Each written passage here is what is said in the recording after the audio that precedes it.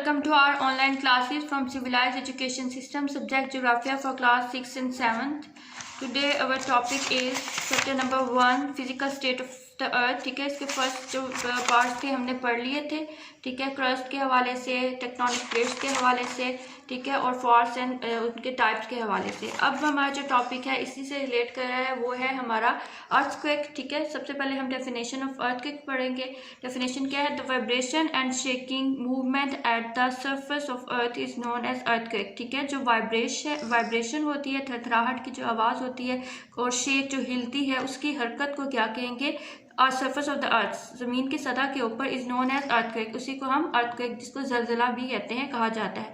Movements in the internal parts of earth create shaking movements of vibration at its surface. ठीक है, जब ज़मीन के अंदर आपकी मूवमेंट्स होती हैं, जैसे हमने प्लेट्स के बारे में पढ़ा था, फॉल्ट्स के बारे में पढ़ा था, यानी कि ज़मीन की जो लेयर्स हैं डिफरेंट, वो प्लेट्स में डिवाइड होती हैं, ठीक है, कॉन्टिनेंटल में डिवाइड होती हैं। उसकी वजह से जब वो मूव करती हैं तो फॉल्ट्स पड़ती हैं, ज़मीन के अंदर दरारें पड़ती हैं, जिसकी वजह से ज़मीन के ऊपर हमें अर्थक्वेक महसूस होता है, जिसे जलजला कहते हैं। ठीक है, earthquakes occur due to movement in any part of earth, जमीन के किसी हिस्से में, किसी पार्ट में, अंदर वाले उसके इंटरनल पार्ट में जब मूवमेंट होगी, प्लेट्स की मूवमेंट होगी, तो हमें वो जमीन के ऊपर अर्थक्वेक के फॉर्म में जरूर महसूस होगी। From this region the waves of earthquake travel in all direction. ठीक है, जिस हिस्से में आपकी मूवमेंट होती है प्लेट्स की, उसी हिस्से में जब वेव्स जो है, जो प्लेट्स जब मूव करती हैं, एक दूसरे के साथ रब होती हैं, तो वही उसी डायरेक्शन में जो है अर्थक्वेक ट्रैवल करता हुआ एक जगह से दूसरी जगह जाता है। The waves of earthquake become weak as they travel away from the region. ठीक है,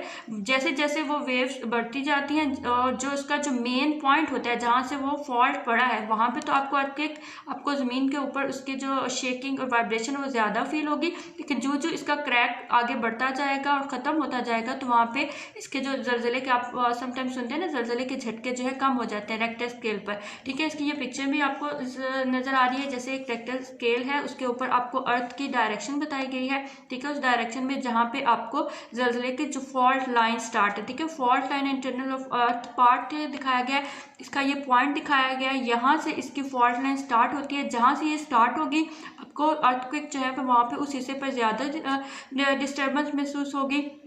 ठीक है, देखिए जैसे जैसे आपकी ये बढ़ती जाएगी, आगे जाएगी, तो इसके जो अर्थक्वेक के जो आपकी मूवमेंट है वो कम होती जाएगी। ठीक है, ये फॉल्ट लाइन आपको दिखाई गई है जहाँ से ये चल रही है। फिर एपी सेंटर है, जिसका जिस मरकज़ है जहाँ से ये जो है क्रैक पड़ना शुरू हुआ।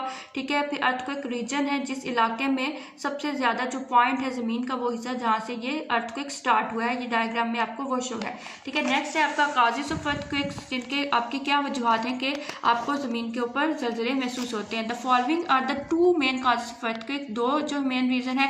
Movements of plates. ठीक है, सबसे पहला रीजन क्या है? प्लेट्स, जिसके बारे में हम पहले पढ़ चुके हैं।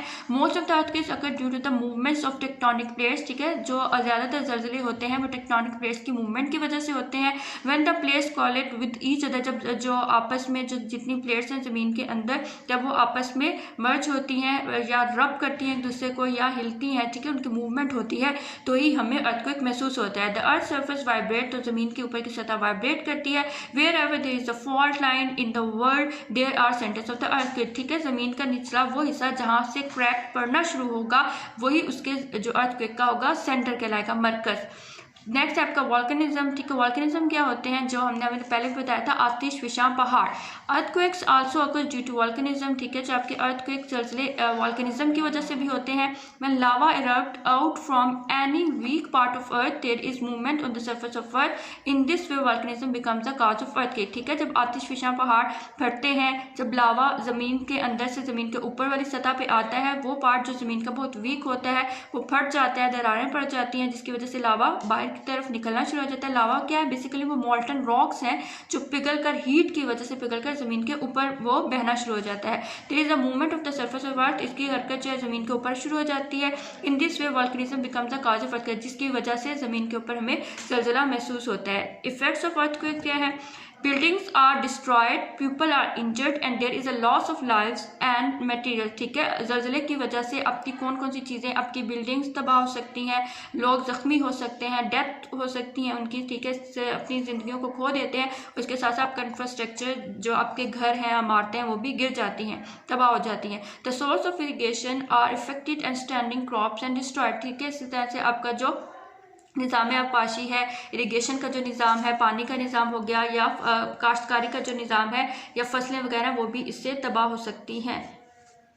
ठीक है, the system of electricity, water and gas is disturb. ठीक है, बिजली का निज़ाम भी धर्म भरम हो जाता है। Sometime there is a fire due to electricity and gas problem, और इसके साथ साथ गैस और बिजली के प्रॉब्लम भी हो सकते हैं। ठीक है, ये a scene of devastation after earthquake के बाद ये जो आपका जो इंफ्रास्ट्रक्चर है उसके तबाही के जो है सार आपको ये इसमें पिक्चर में दिखा दिए गए हैं। होप सो आपको ये इसका इफेक्ट्स और इसके जो काजेज हैं अच्छे से समझ आ गए होंगे। इस वीडियो को बार बार सुने।